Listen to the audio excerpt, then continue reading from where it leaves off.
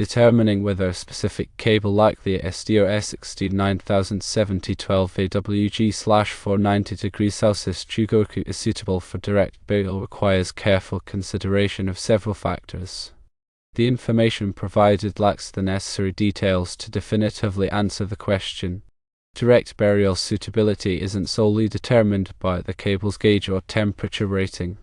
It depends on a combination of the cable's construction, insulation material, and its ability to withstand the environmental conditions present in the burial location. Firstly, the cable's type designation, STO, indicates that it's a service thermoplastic oil-resistant cord.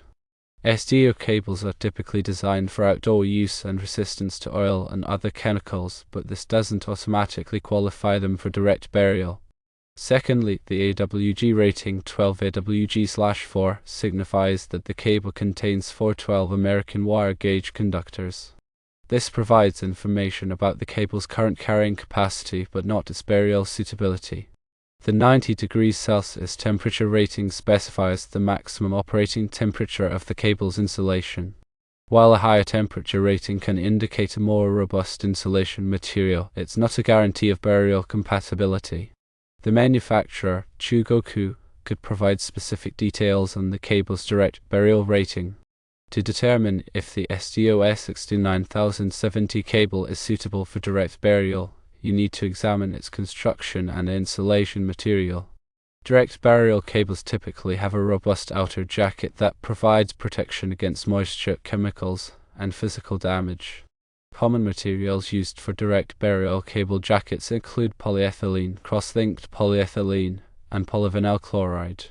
These materials offer varying degrees of resistance to moisture, chemicals, and abrasion.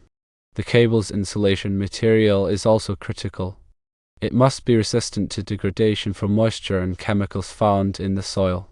Cross-linked polyethylene (XLPE) is a common insulation material used in direct burial cables due to its excellent electrical properties and resistance to moisture and chemicals.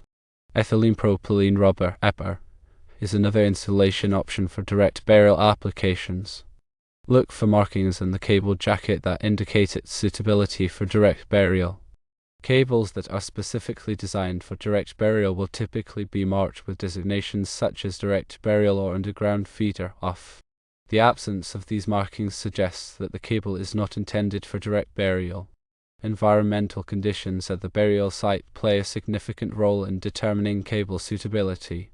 Factors to consider include soil type, moisture levels, chemical content, and temperature variations.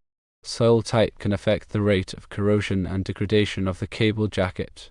For example, acidic soils can accelerate the corrosion of metallic components. Moisture levels can also influence corrosion rates and promote the growth of mold and mildew. Chemical content in the soil, such as fertilizers or pesticides, can degrade the cable jacket and insulation. Temperature variations can cause the cable to expand and contract, which can stress the cable jacket and insulation. The National Electrical Code (NEC) provides guidelines for the installation of underground cables. NEC Section 300.5 covers underground installations and specifies the minimum burial depths for different types of cables and wiring methods. These depths vary depending on the voltage of the circuit and the location of the installation. NEC Table 300.5 provides specific burial depth requirements for various voltage levels. For example, for residential branch circuits rated at 120 volts or 240 volts, a minimum burial depth of 12 inches is typically required. For circuits operating at higher voltages, such as 480 volts, the minimum burial depth may be 24 inches or more. In addition to burial depth requirements, the NEC also specifies requirements for cable protection. Cables installed underground must be protected from physical damage. This can be achieved by installing the cable in a rigid conduit or by using a cable with a metallic shield. The NEC also requires that underground cables be grounded properly. Grounding helps to protect against electrical shock hazards and prevent damage to equipment. When installing underground cables, it's essential to follow all applicable NEC requirements and local codes. Failure to do so can result in electrical hazards, property damage, and legal penalties. In addition to the NEC, local codes may impose additional requirements for underground cable installations. These requirements may vary depending on the jurisdiction. Therefore, it's essential to consult with local authorities to ensure compliance with all applicable codes. Proper installation techniques are crucial for ensuring the long-term reliability of underground cables. Cables should be installed in a manner that minimizes stress on the cable jacket and insulation. Avoid sharp bends or kinks in the cable.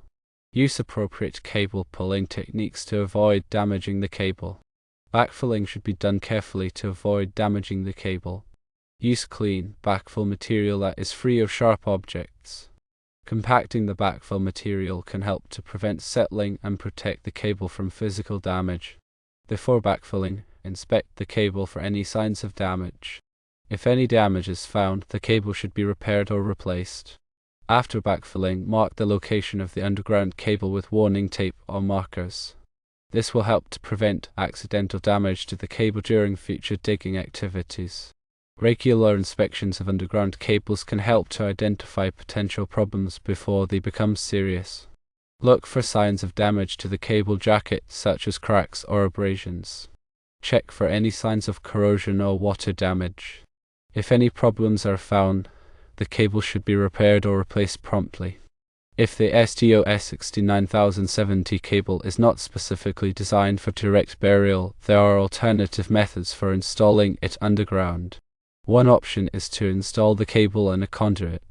Conduit provides physical protection for the cable and can help to extend its lifespan.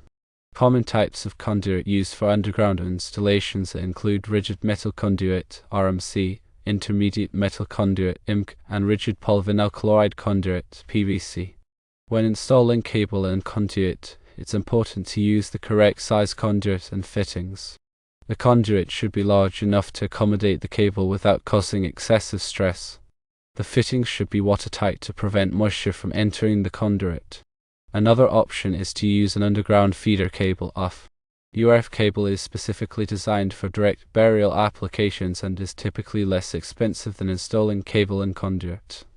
UF cable has a tough outer jacket that provides protection against moisture, chemicals, and physical damage. When selecting a UF cable, it's important to choose a cable that is rated for the voltage and current requirements of the circuit. It's also important to choose a cable that is suitable for the environmental conditions at the burial site. In conclusion, determining the direct burial suitability of the STO E69070 12AWG/4 cable requires a thorough evaluation of the cable's construction, insulation material, and markings, as well as consideration of the environmental conditions at the burial site. If the cable is not specifically designed for direct burial, alternative installation methods, such as installing the cable in conduit or using UF cable, should be considered. Always follow all applicable NEC requirements and local codes when installing underground cables. Consulting with a qualified electrician can help to ensure that the installation is safe and code compliant. The presence of the CHUGOKU marking indicates the manufacturer, but provides no direct information on burial suitability.